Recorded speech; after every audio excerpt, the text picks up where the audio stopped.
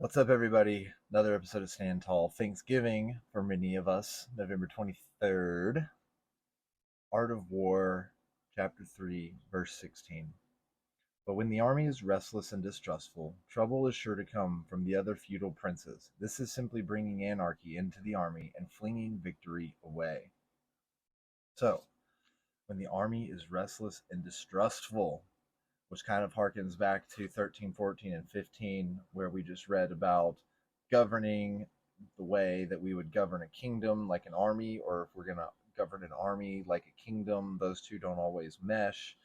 And then employing the officers of the army without discrimination, and we are not being we're not focusing on the adaptation of circumstance and the principle of that. So let's go over to this alternate translation really quick and read the same verse and just see what some of the generals reflect on what Master Sun says. So, there are 5 ways knowing who will win. Those who know when to fight and when not to fight are victorious. Those who discern when to use many or few troops are victorious. Hold on. Now, once the armies are confused and hesitant, trouble comes from competitors. This is called taking away victory by deranging the military. Wang Chi says to get rid of these problems, it is necessary to delegate unbridled authority, so it is imperative that officers who are to be generals are both loyal and talented.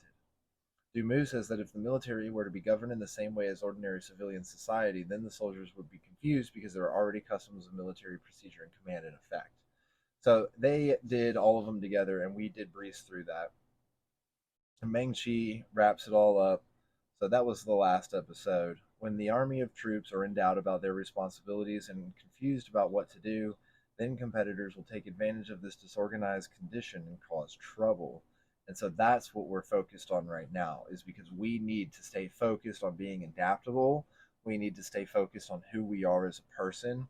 We need to keep standing tall, right? We need to keep doing these things where we're studying these different philosophies and bringing them together, and keep reading and keep staying up to date in the world in order to kaizen, to keep bettering ourselves, right? Kaizen is one of those terms that I learned about years and years and years ago, and I think it's from, I think, like, Toyota is kind of their goal, always just like making constant improvements. So let's go over to November 23rd in the Daily Stoic by Ryan Holiday and Stephen Hanselman. Attachments are the enemy.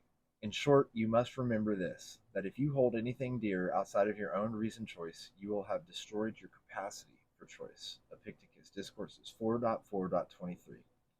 According to Anthony de Mello, there is one thing and only one thing that causes unhappiness. The name of that thing is attachment. So, attachment. We have a chicken coop. This is my first year that I built a chicken pen.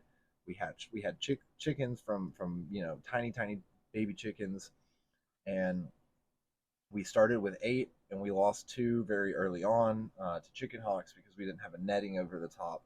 And just this morning we lost another one uh, for whatever reason we don't know. And it would seem that something got in somehow, something smart. And well, my attachment to the chickens, because I'm one of the sole caregivers of their well-being, it made me feel like a failure that one of these chickens died due to a very smart varmint of sorts.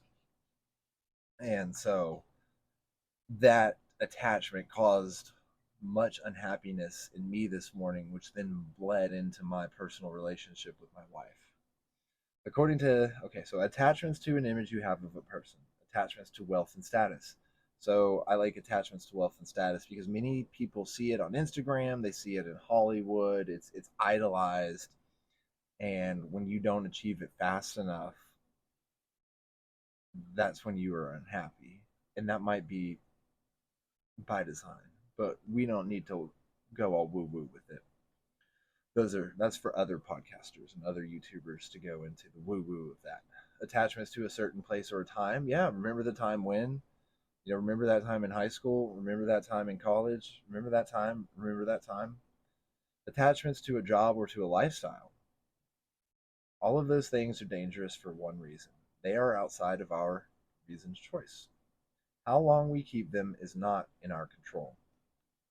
As Epictetus realized some 2,000 years before de Mello, our attachments are what make it so hard to accept change. Once we have them, we don't want to let go. We become slaves to maintaining the status quo. We are like the Red Queen in Alice in Wonderland, running faster and faster to stay in the same place. But everything is a constant state of change. We have certain things for a while and then lose them. The only permanent thing is prohairesis, our capacity for a reasoned choice. The things we are attached to can come and go. Our choice is resilient and adaptable. The sooner we become aware of this, the better. The easier it will be to accept and adapt to what does happen.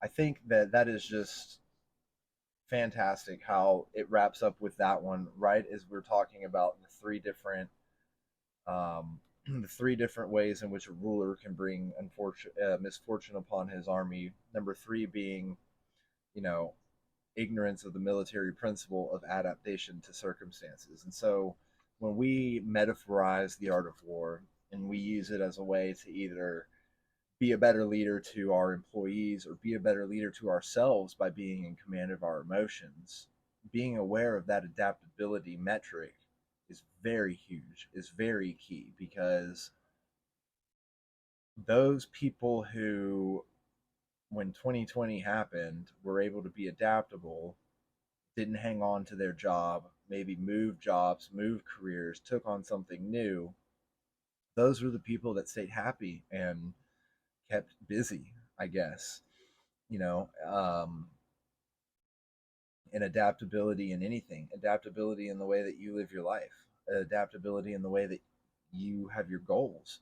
You have to continue to adapt what your desired outcome is going to be, because at some point you might just have to admit to yourself that you're not going to become a multimillionaire.